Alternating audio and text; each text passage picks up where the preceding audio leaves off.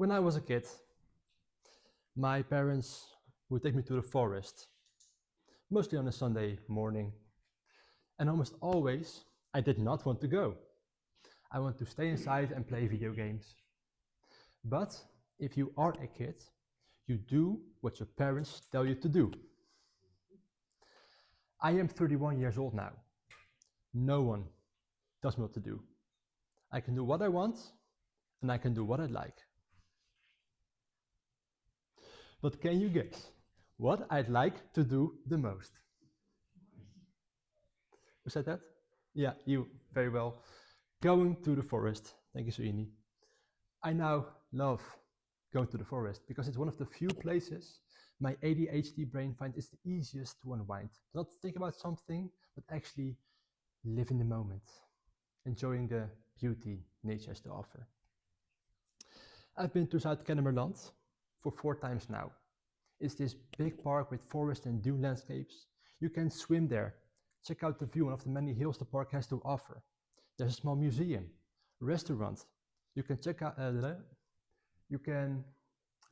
beach or lose yourself in the green, and it is teeming with life.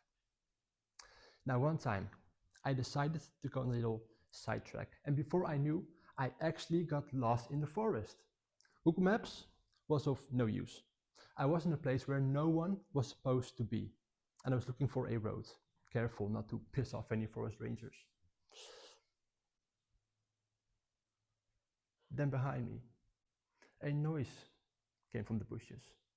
Within a split second, I turned my head, knowing I should be the only one here. So what could it be? The sun was blinding my eyes, but with some searching, I found the cause of all that noise in the bushes.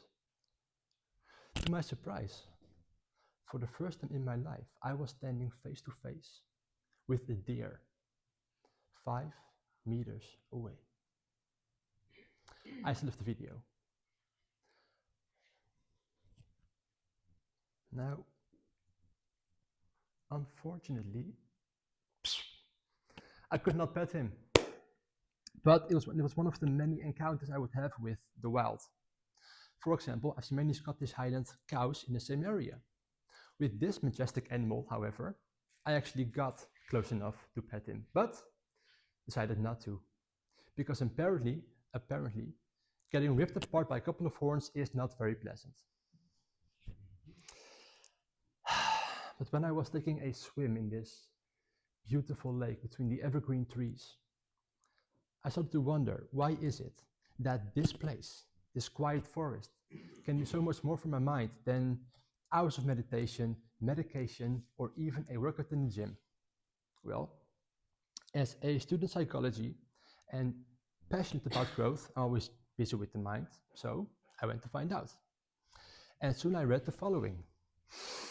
Natural environments generally lack the stimuli that triggers the brain's fight or flight response, like loud noises, crowds, or information overload common in urban settings never activate the parasympathetic nervous system. Long story short, nature makes calm. Experience in nature also has shown to enhance cognitive functions like creativity, memory, concentration, and tada, a positive effect on people with and without ADHD. Even brain scans show this effect.